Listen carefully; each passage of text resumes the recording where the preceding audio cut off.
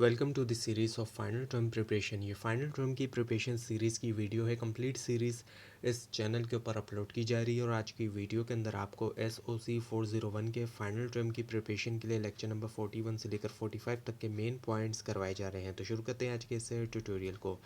Role of anthropology की हम बात करते हैं।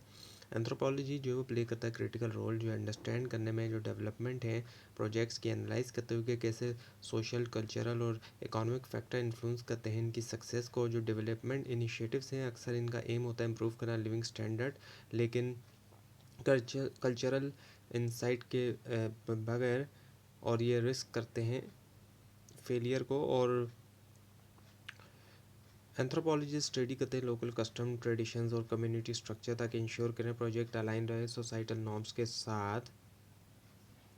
एग्जाम्पल अगर ले तो जब इंट्रोड्यूस किया जा रहा है इरीगेशन सिस्टम रूरल एरियाज़ में, एंथ्रोपोलॉजिस्ट असेस करते हैं कि कैसे वाटर डिस्ट्रीब्यूशन अफेक्ट करती है सोशल रिलेशनशिप और जेंडर रोल, और वह एग्जामाइन भी करते हैं पावर डायनेमिक जो है कम्युनिटीज़ के अंदर ताकि रोक सकें मार्जिनलाइजेशन जो है वल्नरेबल ग्रुप्स की।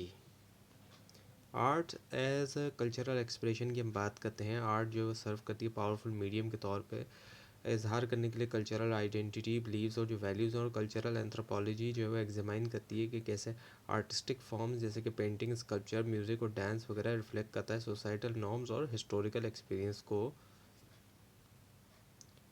अब जैसे कि नेटिव अमेरिकन की पोट्री जो है वो कन्वे करती है स्पिरिचुअल बिलीव्स और कम्युनिटी नैरेटिव्स जो है इंट्रिकेट डिज़ाइंस के ज़रिए, और एंथ्रोपोलॉजिस्ट जो है वो स्टडी करते हैं आर्ट्स को फॉर्म करने के लिए, स्टडी करते हैं आर्ट फॉर्म्स को ताकि अंडरस्टैंड करें कल्चरल कंटिन्यूटी और अडेप्टेशन। आर्ट जो प्ले भी करती है रोल रिचुअल्स के अंदर और सेरेमनीज में, और रीइंफोर्स करती है कलेक्टिव जो आइडेंटिटी होती है वो। Now art in rituals and belief systems. Art जो है वो डीपली एम्बेडेड है रिचुअल्स और जो बिलीफ सिस्टम है वो सर्व करता है एक ब्रिज के तौर पे काम करता है ये जो मटेरियल और स्पिरिचुअल वर्ल्ड होती है। और एंथ्रोपोलॉजिस्ट जो एक्सप्लोर करते हैं कि कैसे आर्टिस्टिक एक्सप्रेशन जैसे कि मास्क, स्कल्पचर और बॉडी आर्ट जो फंक्शन करती है सेरेमोनियल कॉन्टेक्स्ट के अंदर, जैसे कि अफ्रीकन मास्क जो है वो इंटीग्रल होता है इनिशिएशन राइट्स के लिए और वगैरह के लिए, और सिंबलाइज कर रहा है स्पिरिचुअल प्रेजेंस और जो प्रोटेक्शन है। और ये मास्क जो है ना सिर्फ डेकोरेटिव होते हैं बल्कि ये एम्बॉडी करते हैं जो कल्चरल नैरेटिव्स होते हैं और मॉरल जो कोड्स होते हैं वो। हिंदू ट्रेडिशंस की अगर हम बात करें तो वहाँ पर जो टेम्पल स्कल्पचर्स हैं वो डिपिक्ट करते हैं डीटीज़, और जो मैथोलॉजिकल जो स्टोरीज होती है और रीइंफोर्स करते हैं वो रिलीजियस टीचिंग्स और जो कम्युनिटी वैल्यू होती है। सो आर्ट जो है वो मेडिएट करता है ट्रांजिशंस जो है लाइफ स्टेजेस में, जैसे कि बर्थ है, मैरिज है, डेथ है, सिंबॉलिक रिप्रेजेंटेशंस के ज़रिए। और इंडिजीनियस ऑस्ट्रेलियन कल्चर्स की अगर हम बात करते हैं जो ऑस्ट्रेलिया के पुराने लोग हैं उनके कल्चर की, तो रॉक पेंटिंग जो है वो कन्वे करती है एंसेस्ट्रल नॉलेज को।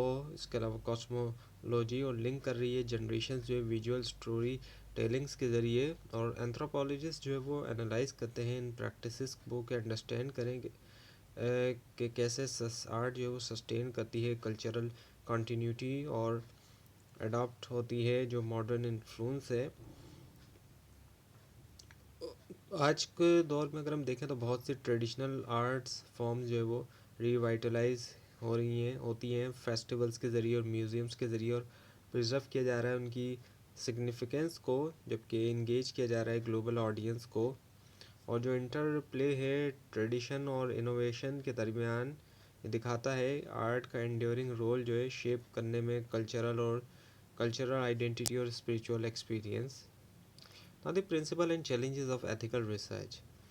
जो एथिक्स होते हैं एंथ्रोपोलॉजी में इंश्योर करते हैं कि रिसर्च जो है वो रिस्पेक्ट करे डिग्निटी को, राइट्स को और वेलबींग जो है पार्टिसिपेंट्स की। और एंथ्रोपोलॉजिस्ट जो है वो जुड़े रहते हैं प्रिंसिपल से, जैसे कि इन्फॉर्म्ड कंसेंट हो गई, कॉन्फिडेंशियलिटी और कल्चरल सेंसिटिविटी हो गई। और इन्फॉर्म कंसेंट का मतलब ये होता है कि पार्टिसिपेंट जो वो अंडरस्टैंड करें पर्पस, मेथड्स और जो पोटेंशियल इम्पैक्ट होता है स्टडी का इससे पहले कि वो एग्री हो हिस्सा लेने के लिए। और कॉन्फिडेंशियलिटी प्रोटेक्ट करती है जो पर्सनल इन्फॉर्मेशन होती है, और इससे ट्रस्ट होता है रिसर्चर्स और कम्युनिटीज़ के दरमियान। कल्चरल सेंसिटिविटी रिक्वायर करती है एंथ्रोपोलॉजिस्ट को कि वो अवॉइड करें इम्पोज करना एक्सटर्नल वैल्यूज़ और रिस्पेक्ट करें लोकल नॉर्म्स को। और चैलेंजेस आते हैं जब एथिकल स्टैंडर्ड कॉन्फ्लिक्ट कर जाता है फील्ड रियलिटीज़ के साथ, जैसे कि जब डॉक्यूमेंट किया जा रहा है हार्मफुल प्रैक्टिसेस जो है एंडोर्स किए बगैर उनको।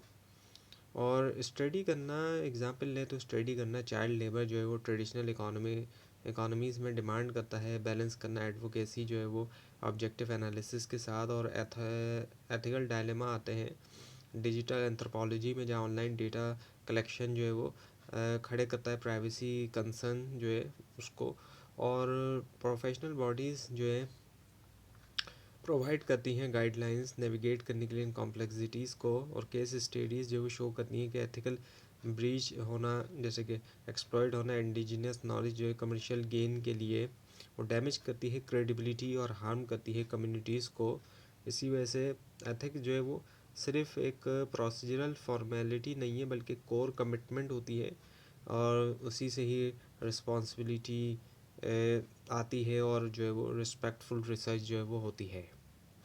Now the modern application and global impact. अब मॉडर्न एप्लीकेशंस और जो ग्लोबल इम्पैक्ट है इस हवाले से हम बात करते हैं तो कल्चरल एंथ्रोपोलॉजी जो है वो हाईली रिलेवेंट है आज की जो इंटरकनेक्टेड वर्ल्ड है। और इसमें ऑफ इंसाइट मिलती है ह्यूमन की जो डाइवर्सिटी है उस हवाले से, जो सोशल डायनेमिक है। और बिजनेसेस एंथ्रोपोलॉजिकल रिसर्च का इस्तेमाल करते हैं अंडरस्टैंड करने के लिए कंज्यूमर के बिहेवियर जो होता है मुख्तलिफ कल्चर्स में, और उसी से इफ़ेक्टिव मार्केटिंग स्ट्रेटजीज़ भी होती है। एग्जाम्पल लें तो ग्लोबल जो ब्रांड है वो अडॉप्ट करती हैं एडवर्टाइजिंग जो लोकल वैल्यूज़ के मुताबिक, जैसे एम्फेसाइज किया जाता है फैमिली को एशियन मार्केट के अंदर। और हेल्थ केयर के अंदर कल्चरल एंथ्रोपोलॉजी जो है इन्फॉर्म करती है पेशेंट सेंटर जो केयर होती है एड्रेस करते हुए जो बिलीव्स है ट्रीटमेंट वगैरह के बारे में। एंथ्रोपोलॉजिस्ट जो है वो कंट्रीब्यूट भी करते हैं टेक्नोलॉजी डिज़ाइन जो है स्टडी करते हुए यूज़र एक्सपीरियंस जो डिफरेंट कल्चरल कॉन्टेक्स्ट में इंश्योर करते हुए इंक्लूसिविटी। और इसी के साथ साथ कल्चरल एंथ्रोपोलॉजी जो है प्रमोट करती है क्रॉस कल्चरल डायलॉग, और उससे कमी आती है प्रीजुडिस और ग्लोबल कॉपरेशन होता है। और ये इसकी रेलेवेंस जो है कॉन्फ्लिक्ट रेजोल्यूशन से कॉन्फ्लिक्ट रेजोल्यूशन तक एक्सटेंड होती है, जहाँ पर अंडरस्टैंड करना कल्चरल रूट जो है डिस्प्यूट्स का वो मदद करता है पीस बिल्डिंग एफर्ट के अंदर। तो ये था आज का लेसन। आपको इस बारे में कोई क्वेश्चन है और ख़ासतौर पर इसमें कोई मिस्टेक दिखाई दे ज़रूर हाईलाइट कीजिए। और इस पूरी सीरीज़ को देखने के लिए और फाइनल टर्म एग्ज़ाम्स की प्रिपरेशन के लिए इस चैनल को सब्सक्राइब कीजिए, बेल आइकन के ऊपर क्लिक कीजिए। Thanks for watching this video and best of luck.